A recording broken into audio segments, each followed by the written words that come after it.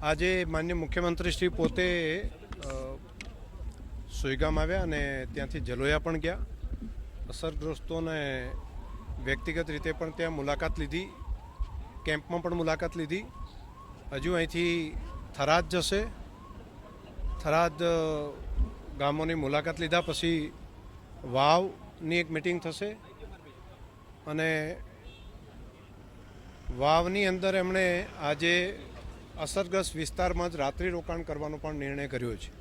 એટલે માન્ય મુખ્યમંત્રી શ્રી પોતે આજે અસરગ્રસ્ત વિસ્તારની અંદર જ રોકાવાનો નિર્ણય કર્યો છે. આજે માન્ય પ્રભારી મંત્રીશ્રી પણ સતત માન્ય મુખ્યમંત્રીશ્રીની સાથે રહીને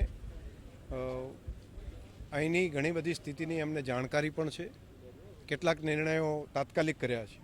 એમાંનો એક નિર્ણય એ કર્યો છે કે પશુ માટે તાત્કાલિક ઘાસ લાવીને સૂકું ઘાસ ગવર્મેન્ટનું એ અસરગ્રસ્ત વિસ્તારના પશુઓ સુધી પહોંચે એના માટેની તાત્કાલિક સૂચનાઓ માન્ય મુખ્યમંત્રીશ્રીએ આપી છે.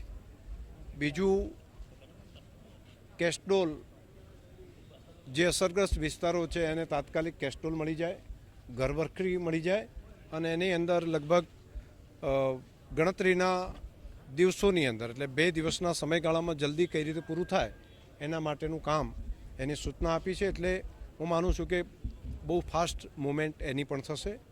ખેડૂતોને ખેતીના પાકમાં જે નુકસાન થયું છે તેનું પણ તાત્કાલિક સર્વે કરવું અને બાયસેગના રિપોર્ટ છે એના આધાર ઉપર પણ એનો ઉપયોગ લઈને પણ તાત્કાલિક જેને નુકસાન થયું છે ખેડૂતોને એના માટે પણ સર્વેની વ્યવસ્થા માટેનો નિર્ણય કર્યો છે.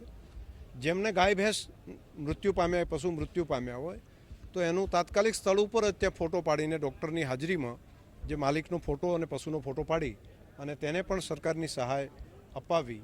તે સિવાય ઘર વખરીમાં જેને નુકસાન થયું હોય, મકાનનું નુકસાન થયું હોય એના માટે પણ અત્યારે ચર્ચા કરી છે. હજુ પણ આજે રોકાશે. આવતીકાલે પણ બાકીની જે વાત હશે એ માન્ય મુખ્યમંત્રીશ્રી કે માન્ય પ્રભારી મંત્રીશ્રી કક્ષાએથી તમને જાણકારી મળશે. પણ હું આભાર માનું છું માન્ય પ્રભારી મંત્રીશ્રી, માન્ય મુખ્યમંત્રીશ્રીનો કે એમણે સતત અહીં આવીને પૂરી અધિકારીઓની ટીમ આ મુશ્કેલીના સમયમાં આ સરહદી વિસ્તારને આપણને આવીને મદદ કરી. મને ભરોસો છે કે પ્રજાજનોને પણ આના કારણે ફાયદો થશે.